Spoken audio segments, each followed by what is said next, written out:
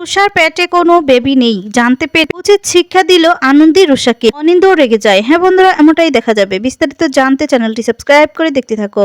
গল্পের শুরুতেই দেখা যায় আনন্দী বলতে থাকে, এই ব্যাপারটা এতদিন ধরে তনুশ্রীও লুকিয়েছে। তনুশ্রী দি সাদার রুমালটা সেখানে লাল ছিল, সেটাকে সাদা করে রেখেছে যাতে করে কেউ জানতে না পারে। কিন্তু সেটা কি আর হলো?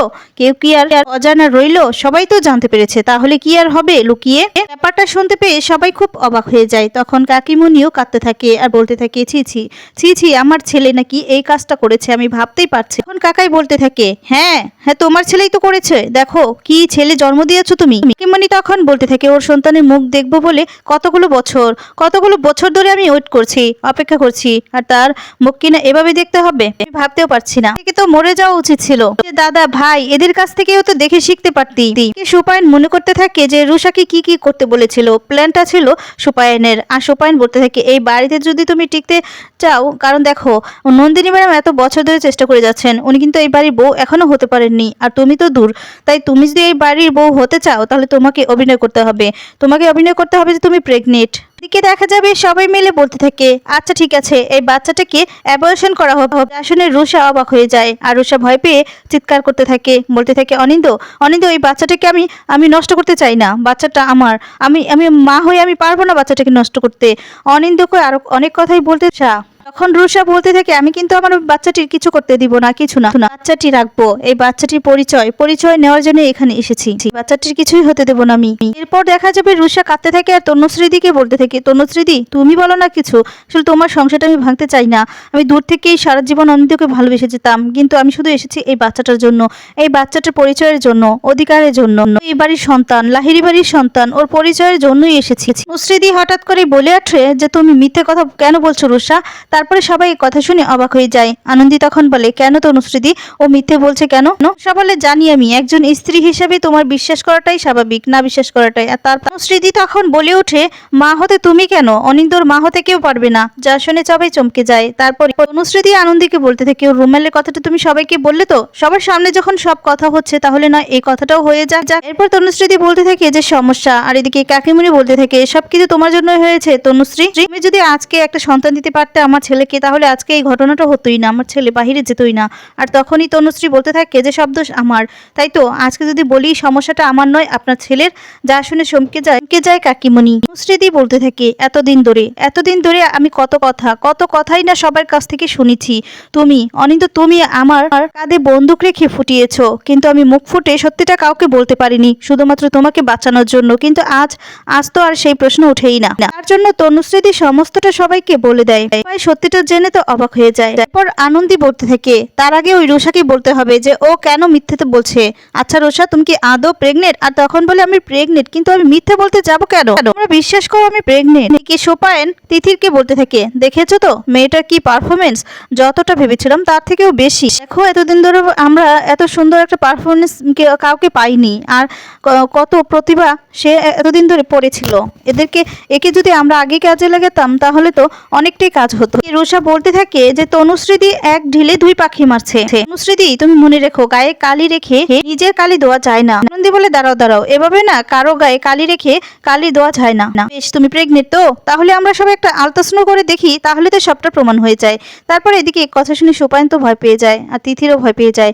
তখন সুপায়ন বলতে থাকে, দেখেছো আমরা বাড়িতে এতজন ডক্টর রয়েছি, অথচ কেউ এই রিপোর্টের কথা, মানে আলট্রাসাউন্ডের কথা বলেনি। আর সে কি এতটা বুদ্ধিমতী, সে আলট্রাসোনোগ্রামের কথা বলে দিল। এখন কি হবে? এখন কি করে বাঁচবো? আমরা তো সবাই ফেসে যাবো। রুষা ভয় পেয়ে যায়। তখন বলতে থাকে যে আলট্রাসোনোগ্রাম করলে তো এই বাচ্চাটা যে পেটে নেই এটা তো সবাই জানতে পেরে যাবে, তখন কি করব? সোপায়ন ভয় পেয়ে তিথিকে বলতে থাকে, কিছু একটা করো, এই মেয়েটা ফেসে গেলে তো আমরাও ফেসে যাব। আর তখনই তিথির বলতে থাকে, আচ্ছা আনন্দী, এই মেয়েটা যখন বলছে প্রেগনেন্ট, তাহলে তোমার কিসের জন্য আলট্রাসোনোগ্রাম করতে হবে বলো তো? এদিকে দেখো যে অনিন্দদা তো কিছু বলছে না, তার মানে চুপ করা থাকা মানেই তো এটা সত্যি, তাই না? দিদি তখন বলে, এটাও তো হতে পারে না যে একটা মানুষ লজ্জার ভয়ে সমস্ত দোষটা নিজের ঘাড়ে নিয়ে নিবে। আলট্রাসোনোগ্রাম হোক, তাহলে তো সবটা দিনের মতো পরিষ্কার হয়ে যাবে। তখন বলে, ঠিক আনন্দী একদম ঠিক কথাই বলছে, মেডিনেস্টেই আলট্রাসোনোগ্রামটা হবে, আমরা বুঝতে পারবো তো।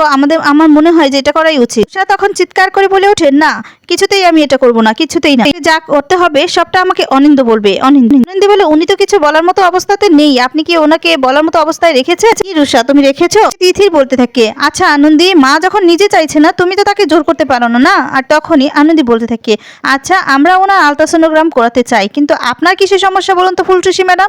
বলে না আমার কিসের সমস্যা, আমি তো এমনি বলেছিলাম। আর তখন বলে তাহলে আর কিসের সমস্যা, তাহলে চুপ করে থাকেন, ওর আলট্রাসোনোগ্রামটা হবে। আচ্ছা রুষা তুমি যত না করবে না তত আমাদের সন্দেহটা তোমার প্রতি বাড়বে। দাবি করছো তুমি মা হতে চলেছো, তাহলে চলো।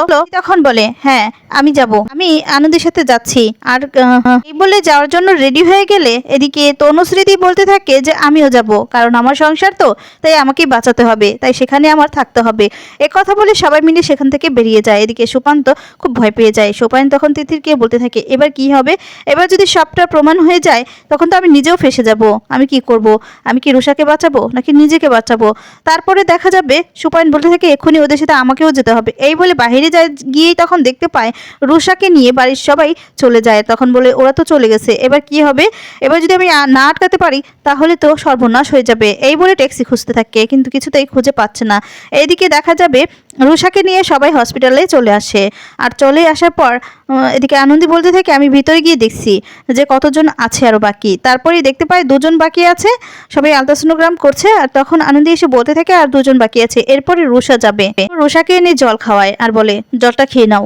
রুষা বলতে থাকে যে আমার কষ্ট হচ্ছে, আমি বাড়ি যাব। আর তখন আনন্দি বলে তোমার কষ্ট হচ্ছে তো, বাড়িতে তো ডক্টর নেই, এখানেই তো ডক্টর, আর একটু ওয়েট করো সব কিছু ঠিক হয়ে যাবে। তারপর নয় তোমাকে একটা ডক্টর দেখিয়ে ওষুধ খাইয়ে নিব। এরপর রুষা আর কিছুই বলতে পারে না।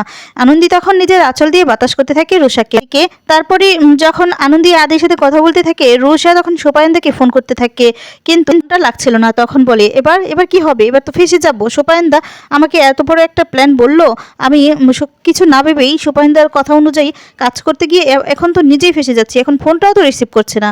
ওইদিকে সোপায়নদাও ফোন করতে থাকে রুষাকে, কিন্তু রুষার ফোনে লাগছিল না। ডক্টর এসে বলতে থাকে আচ্ছা রুষা চলো, এবার তোমার পালা, ওই দুজনে শেষ। তারপরে রুষাকে নিয়ে ভিতরে যায়। দেখে কাকুমণি বলতে থাকে যে আদি আমাদেরকেও যেতে হবে, আমাদেরকে ওই মেয়ের সাথে সাথেই থাকতে হবে, চল। এরপর অনিন্দকে বলে কি আকাম করেছো, চলো ভিতরে দেখবে নিজে চোখেই। কথা বলে ভিতরে নিয়ে যায়। এরপর আদি ডক্টরকে জিজ্ঞেস করতে থাকে আমরা কি এখানে থাকতে পারি, না মানে থাকলে কি আপনার কোনো অসুবিধা হবে? এরপর বলে কি বলছেন, কি আপনার নিজে ডক্টর হয়ে কথা বলতে পারলেন? না না আমার কোনো সমস্যা হবে না, আপনার এখানেই থাকুন। এই বলে এদিকে রুষাকে শুতে বলে। তারপর রুষা শুয়ে পড়ে। এরপর দেখা যাবে সবাই ওয়েট করতে থাকে যে কি ফলাফল আসে। সুপায়নদা কোনো ট্যাক্সি পাচ্ছিল না। আর তখন বলে এই সময় মতো কোনো ট্যাক্সিও পাচ্ছি না। এরপরই একটা ট্যাক্সি চলে আসে আর তাকে জিজ্ঞেস করে যাবে কি না। মেরিনেস্টে যাওয়ার জন্য সুপায়নদাও আসতে থাকে। আর তখন বলতে থাকে এই আলট্রাসোনোগ্রামটা করার আগে যেভাবেই হোক আমাকে আটকাতেই হবে, না আটকালে চলবে না। এই বলে আসতে থাকে। আর এদিকে দেখা যাবে রুষা শুয়ে থাকে আর রুষা আলট্রাসোনোগ্রাম হতে থাকে।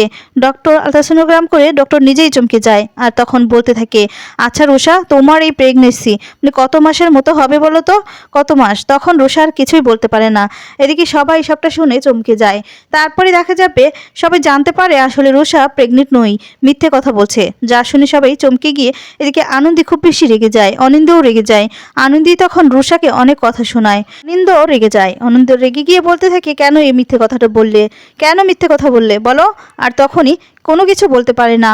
তারপরে দেখা যাবে বেশি চাপ দিতে থাকলে সুপায়নের নামটা বলে দিতে যাবে, সেই সময় সুপায়ন চলে আসে। রেগে এবার উচিত শিক্ষা দেয় রুষাকে। আর অনিন্দও অনেক কথা শোনায়। তো বন্ধুরা এমনটাই যদি তোমরা দেখতে পারো কালকে পর্বে কেমন লাগবে কমেন্টস করে তোমাদের মতামত জানিয়ে দাও। আর পরবর্তী আপডেট পেতে চ্যানেলটি সাবস্ক্রাইব করে পাশে থাকা বেল বাটনটি অন করে দাও। ধন্যবাদ।